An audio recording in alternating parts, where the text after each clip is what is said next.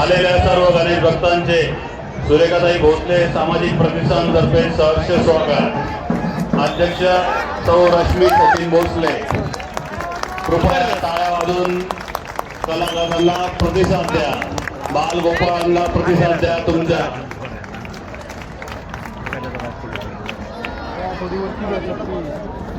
पडून दाखल नाही तर